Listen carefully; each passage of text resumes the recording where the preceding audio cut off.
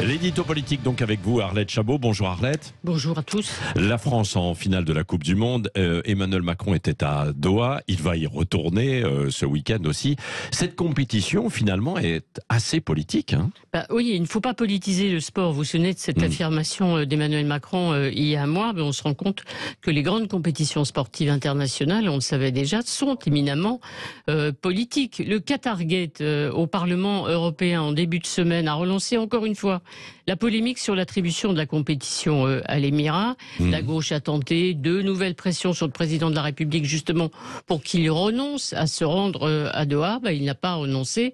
Il y retournera, vous l'avez dit, dimanche, où il devrait rencontrer d'autres responsables politiques, sans doute sur fond de négociations à propos du conflit en Ukraine. Emmanuel Macron sait aussi que les victoires sportives sont bonnes pour les politiques. Ça, c'est la jurisprudence Jacques Chirac depuis 1998, évidemment. Il faut profiter de ce bonheur simple, disait le chef de l'État hier soir, juste après le match, se félicitant sans doute d'avoir reporté la présentation de la réforme de retraite prévue pour aujourd'hui. Avouez franchement que ça aurait douché un peu l'enthousiasme du jour. Et puis, il ne faut pas oublier non plus que la France a battu le Maroc, une équipe qui a fait aussi un parcours politique important, puisqu'elle a représenté cette équipe, au fond, toute l'Afrique, soutenue par l'ensemble des pays arabes, très différents, même en conflit les uns avec les autres, entre le Liban, la Syrie et même l'Algérie, l'ennemi frère du Maroc en ce moment, puisque les relations diplomatiques sont rompues entre les deux pays.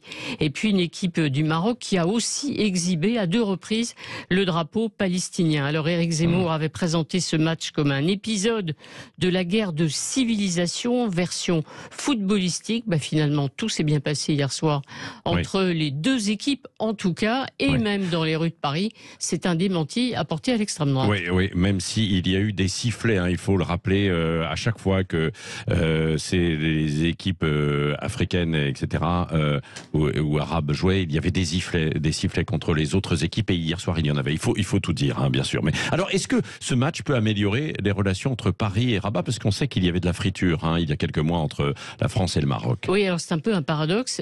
Aujourd'hui arrive à Rabat la ministre française des Affaires étrangères, qui fut autrefois d'ailleurs Catherine Colonna, porte-parole d'un président de la République, Jacques Chirac, lui, très proche du pays du Maroc. Il faut effectivement essayer de détendre les relations entre les deux pays.